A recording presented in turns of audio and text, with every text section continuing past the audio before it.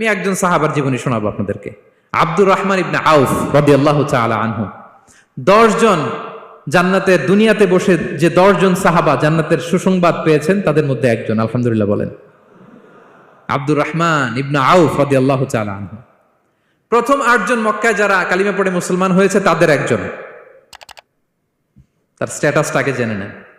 তো তিনি যখন মক্কা থেকে হিজরত করে মদিনায় গেলেন, মনে রাখবেন মক্কা থেকে যে সাহাবার বাড়ি ঘর ছেড়ে হিজরত করেছে তাদেরকে বলে মহাজির, মানে হিজরতকারী সাহাবা।